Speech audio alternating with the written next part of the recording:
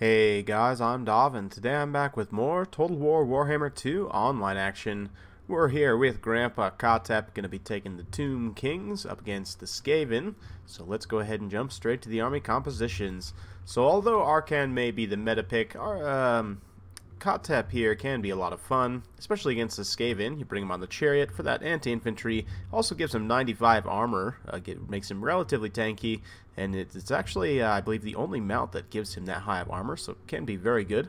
We've also got the Sandstorm, and the other Vortex ability here, the Magic Vortex ability. In addition, we've got the Neru's Incantation of Protection. This can be spammed when combined with the Restless Dead, gives you map-wide healing and resurrection. Very strong. Of course, Khatep's also got the Curse, and My Will Be Done, as all Tomb King's Lords do. We've also got the Lich Staff, meaning every time I cast a spell, it adds 15-second ability recharge time to all enemies. It's going to be very good against Plague Priests, any kind of heroic units, and so on. And that's pretty much it. For our Lord, we've also got a Tomb Prince here. He's got Tomb Strike for the Terror, and let's see, Curse of Jaff here, and Guardian in case I do need to run him with Khatep. We've also got the Sphinx of Usek for that elite anti-large armor piercing. I bring this guy just in case of things like, let's see, what are they called? I can't the Helpet Abominations, that's it. And the Lords on the Hoopty Carts and so on. Very, very strong. In terms of infantry, we've got a mix of skeleton, spearmen, and swordsmen up front, with Nehekar warriors, 3 skeleton chariots, again for that mobile anti-infantry. You don't want to give the Skaven too many large targets to shoot at. Potentially, can be very risky. The Sphinx of Usek here in particular can be very, very risky if the Skaven decide to go with a very heavy artillery build. But I figured I had enough mobility here. The skeleton chariots, I believe, I'll have to look at this after, but one of the fastest units on the Tomb King's roster, so they can definitely get around and deliver a fast punch, of course, with their 9 unit models. Very, very strong. Let's go ahead and take a look at the Skaven build here. So you can see this is sadly a relatively common Skaven tactic, is just to attack in this big blob here. He's got Skaven slaves all across, mix of spears and regular Skaven slaves just to soak hits. We've also got 4 rat ogres and 2 plague priests on bells. Looks like they do not have any spells, or maybe just blessed with filth and vermintide on both of them, so looking for that extra summons. And here he's got a Gracier Lore of Plague in the center with the same, so just looking for all the bound spells and all the summons apparently. And I see this is a very common tactic. It is worth noting that the Gracier Lore of Plague here doesn't actually drain. Instead, he has some different effects here. He has this Wall of Unholy Sound, which buffs nearby Skaven units, which in and of itself can be pretty useful. He has a negative leadership effect as well. And the 2 bound spells, let's see here.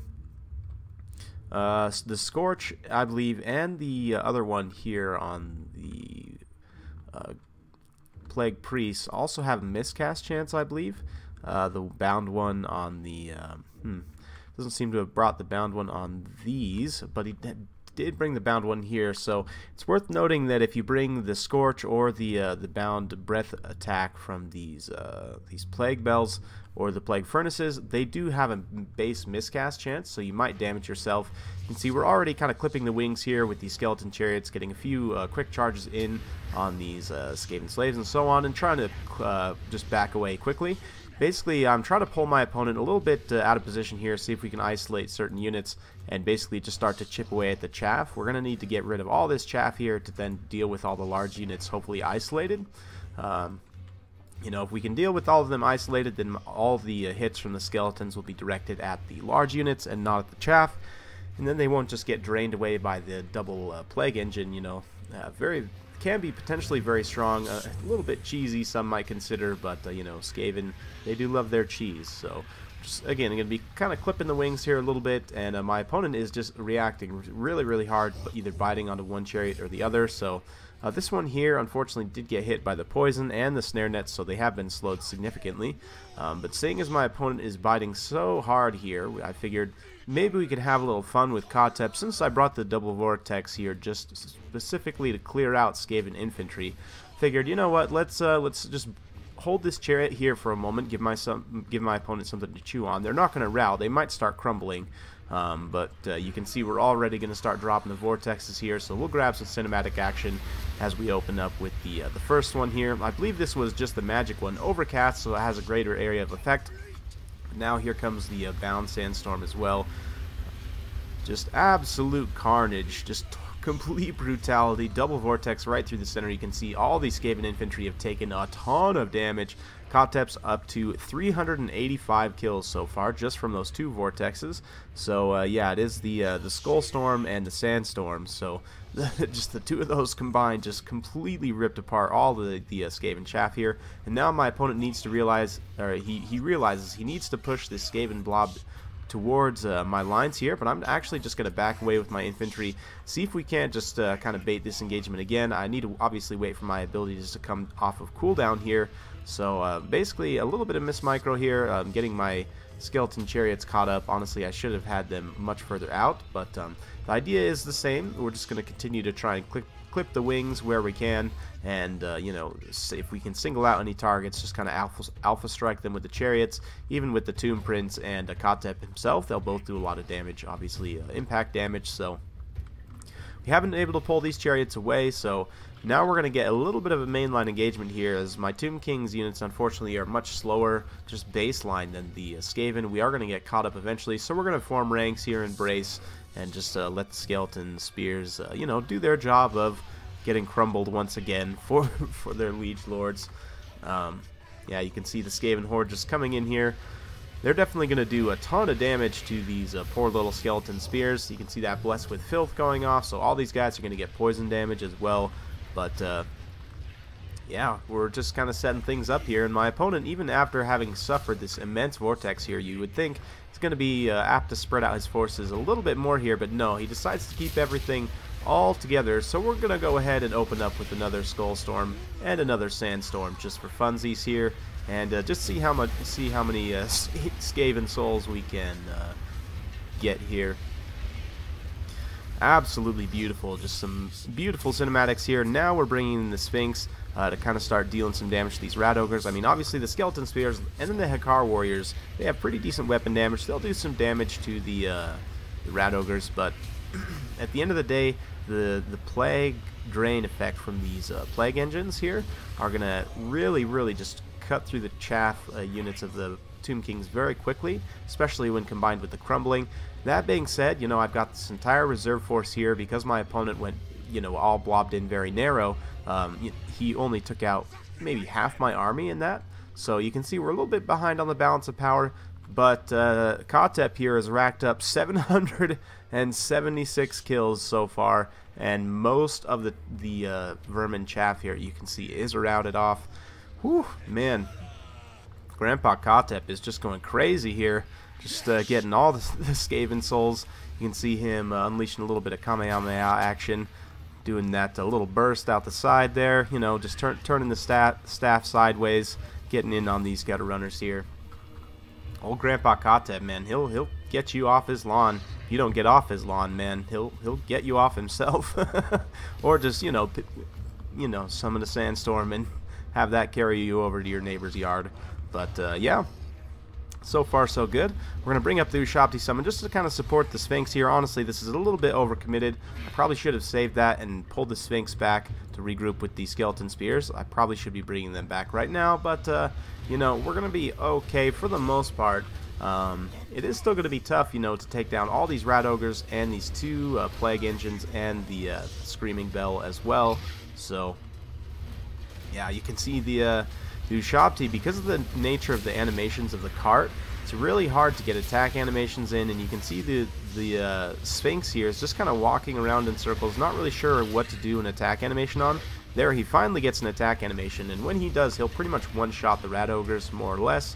But yeah, you can see the Rat Ogres are starting to take some damage. We've got some regrouped Storm Vermin as well, but another Skull Storm going down, just kind of cleaning up the final chaff units here, if you can even call Storm Vermin chaff.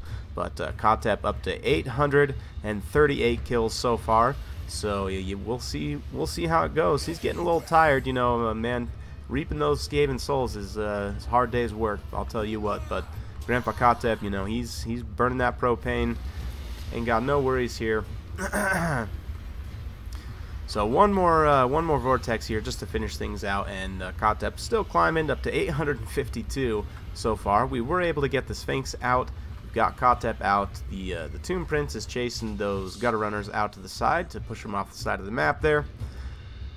And so we're going to prepare for the second phase. We'll fast forward a little bit as we go towards that second phase here. We're going to kind of regroup a little bit and try and force my opponent into an unfavorable situation. But yeah, you can see we've done our job in clearing out all the chaff units, and now we just need to try and isolate with the Sphinx here and take out targets one by one. The Lord has already taken a lot of damage, and that should be a priority target because obviously if we can take the Lord out, it's going to be a lot easier to break the leadership of these other units. And Rat Ogres do have Frenzy, which means they're immune to psychology and they cause fear. But when that frenzy drops, they're no longer immune to psychology, and when they get low enough, they can be terror routed, so keep that in mind here. Same thing with these Plague Bell, the Screaming Bell and the Plague Furnaces as well. They don't cause, I don't think the Plague Furnaces even cause fear. The Screaming Bell, I believe, does cause fear, but none of them cause terror, so they are all going to be susceptible to terror routing, you know, when they get to that very low leadership threshold. Right now, leadership's still very strong.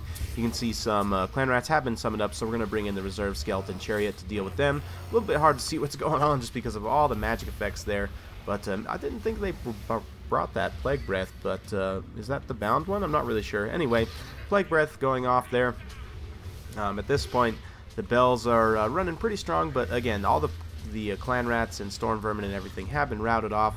A lot of the rat ogres are getting routed off as well. You can see this unit's been actually terrified and then routed, so the terror definitely will take effect there. You can see more rat ogres getting terrified as they get to that very low leadership threshold. What this is going to allow us to do is isolate these hoopty cart type units. And although they have this very aggressive attack animation that can be a huge pain to deal with, the skeletons will start to get some hit animations in, and especially the Sphinx itself, it has the mass to push these things around and get some decent attack animations in there. So you can see this Plague Furnace currently taking the brunt of the attack here. But yeah, so far so good. Some of these forces are going to be regrouping.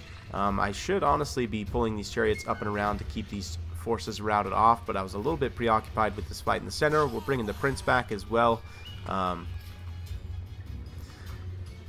Yeah, this fight here in the center is starting to sour. The Skeleton Warrior is going to crumble, so we're going to go ahead and retreat here. We'll fast forward a little bit as we just go kind of through some positioning here. That Sphinx just delivering a few more blows before we go back out. Chariots charging in, mostly just to kind of distract here, maybe get a rear charge penalty and trigger a terror route. Of course, these guys are, even if they're not really doing attack animations, them just being in base contact in the rear will trigger the attack in the rear penalty. Sometimes that can be enough to get them to the terror threshold. Unfortunately, not quite with these rat ogres. These rat ogres are terror routed, and finally these other ones are. Fortunately, it has cost me those chariots. Meanwhile, on the other side, we've shattered what's left of the storm vermin and another unit of rat ogres. So still very close at this point. You can see the balance of power is dead even. And yeah, we've still got quite a ways to go here. I mean, all three of these Skaven heroic units are more or less at half health. We've still got a few tattered units of rat ogres hanging around, and the Sphinx itself is about maybe 2/3, 3,100 HP in total there. So we'll fast forward a little bit as we kind of both regroup our forces here and force this last late game engagement. So man, what a battle, huh? And we'll zoom in here as we get the Sphinx in this final engagement, and yeah, it's going to be close, but basically what I'm going to do is just get Khatep and the other chariot and start rear charging. I mean, they'll do a little bit of damage. I mean, it is a heroic unit. They don't have no armor piercing. I mean, it is a 120 armor piercing, and they do have attack animations. They're a little bit wonky, but if you're attacking in the rear, you're not subject to melee defense, so the relatively low melee attack of most chariots isn't going to matter. Of course, the Tomb Prince, when he has that Tomb Strike, does have pretty solid melee attack, but like Khatep, for example, only has 28 melee attack, but if he gets a rear charge, he's not subject to melee defense when attacking in the rear of a unit model. It also applies that debuff there, either attacked in the side or attacked in the rear, so we pop that final Nero's incantation to give that physical resistance, as well as giving a nice little burst of healing for the late game. It's not much, but every little bit helps there. You can see this Sphinx of Usek is barely holding its leadership together, but we're slowly working down each of the Skaven lords. We've got the old Prince here, DJing it in the back, old DJ Khatep up front, and the Sphinx of Usek just laying it down on the center stage. You can see these guys just having an absolute party. You know, the Skaven, they came prepared. You know, they got their glow sticks out. They're partying pretty hard, but I don't think anybody parties as hard as DJ Khatep. You can see him and the Tomb Prince are relatively healthy, and the fact that they are so healthy is what's starting to tip the balance of power in my favor. Keep in mind, though, if we were to lose this Sphinx of Usek, we'd probably lose it. It would just be wet noodle chariots against each other, but at this point, you know, we're probably going to be able to break the Skaven leadership. This Skaven Gracier is super low. Unfortunately, I'm kind of surrounded by the 3 hoopty carts right here, so we're going to hook up and around out. And that little push there kind of helped me, but we're going to hook up and around and try and isolate in on this this Gracier here, because if we can break or, you know, kill the Gracier, that's going to be it. And the Screaming Bell does go down, so at that, the leadership is going to shatter on these Plague Priests here, and we are going to take home a victory with DJ Khatep. Let's go ahead and take a look at the final soul count for DJ Khatep. 880 Skaven souls for Khatep. Man, what an absolute champion. True hero of the Tomb Kings. Just absolute brutality. Super fun battle. Hope you guys enjoyed watching that one. It was a little bit stressful to play. You know, I'm not a big fan of this Skaven style of play, which is why I was a little bit hesitant to show this off. But man, that total on Khatep, you can't not show that off. I mean, my opponent did kind of walk right into it there by blobbing things up, but I mean, you see a lot of Skaven players do that, and that's how you deal with it in a lot of cases, is you got to clear out the chaff and then just kind of pick away at the large units with an appropriate answer, you know, anti-large armor piercing or what have you. Ranged units obviously would be very menacing to something like this, especially, you know, a lot of skirmish cav and mobile ranged units, but in this case, we were able to kind of force a big blob there and just go to town with DJ Khatep and then finish things off with the Sphinx there. So, hope you guys enjoyed watching. If you like this kind of content, like and subscribe. I'm keeping it coming with more Total War Warhammer 2 content every single day, so stay tuned for more, and we'll see you next time.